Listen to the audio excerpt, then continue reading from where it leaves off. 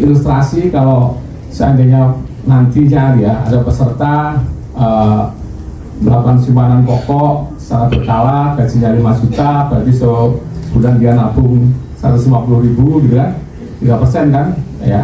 Kemudian selama setahun sudah 800, dia nabung 20 tahun misalkan, itu hanya dapat 36 juta ya.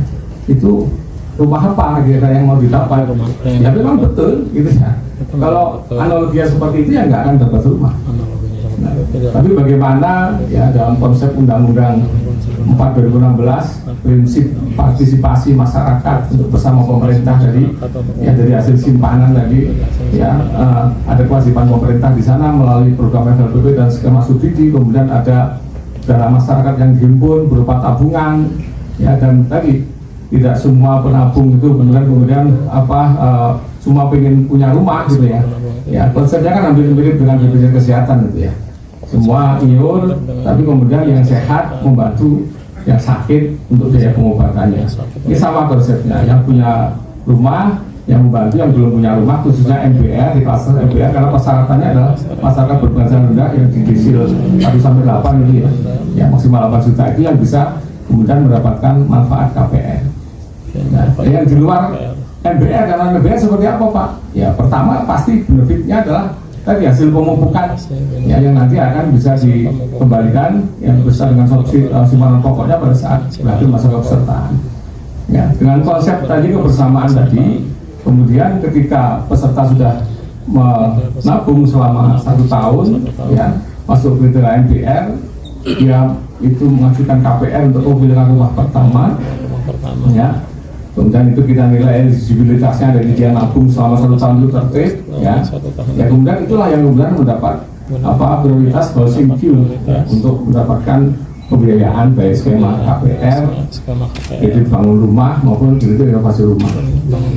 Nah ke depan ini saat ini sedang kita kembangkan juga ya seiring dengan upaya untuk terus meningkatkan kualitas tata kelola ya, dalam rangka melindungi hak peserta.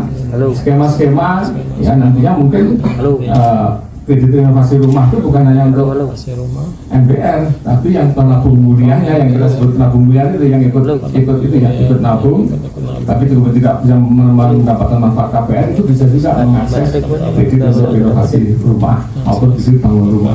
Ya, ini yang sedang kita skemakan ya. Jadi konsepnya tadi kalau kemudian pooling fund tadi berjalan, semakin gede pooling fundnya, semakin banyak penabung mulianya, akan semakin bisa membantu percepatan kepemilikan rumah bagi masyarakat berpenghasilan rendah yang belum punya rumah. Dan ini sudah menjadi best practice di banyak negara. Ya, konsep CPF ya, Central Provident Fund di Singapura ya seperti itu. HPF Housing Provident Fund di China ya seperti itu. Di Brasil seperti itu. Bauspar di Jerman ya kurang lebih seperti itu. Dan di berbagai negara lain, di Meksiko, di Vietnam ya. Jadi konsepnya seperti itu ya. Tidak kemudian kalau nabung segini dapat rumah apa ya. Tadi ya. Jadi ini yang terus kita kembangkan ya.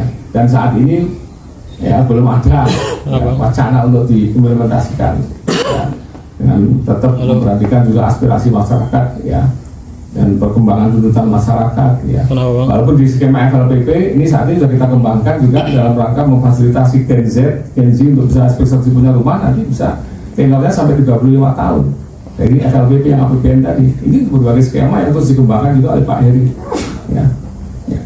Ini sementara ini itu ya mungkin ya. Jadi itu saya seperti itu, mungkin Pak Heri. Terima kasih. Izin menambahkan, jadi apa yang berkembang pertanyaannya kan dengan tabungan seperti itu apakah bisa beli rumah, kan gitu ya pertanyaannya. Jadi mohon dipahami bahwa tabungan tadi adalah bagian dari dana yang dikumpulkan untuk nanti dipupuk ya, diinvestasikan.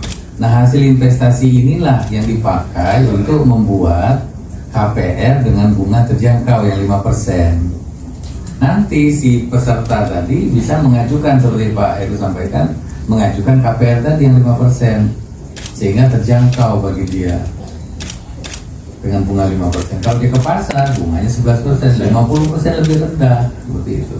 Nah makin banyak yang menjadi anggota, makin cepat dana abadi ini terbentuk, makin besar yang bisa dilayani. tapi itu pun digabung dengan yang dari APBN. Ya, jadi hari ini memang terpisah dia, ada FLBP, ada BP Tapera. Nah, ke depan bisa digabung sehingga ini jadi blended, gabungan dari keduanya. Nah, dengan cara ini akan lebih banyak lagi yang bisa memperoleh manfaat. Kira-kira begitu konsep gotong royong. Terima kasih.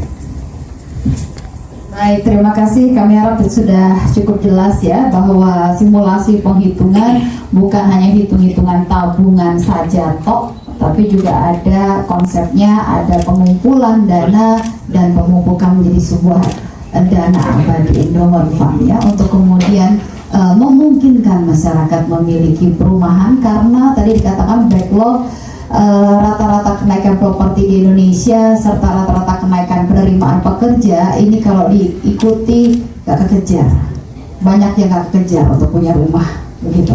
Nah, inilah dia mekanisme yang dipikirkan oleh pemerintah.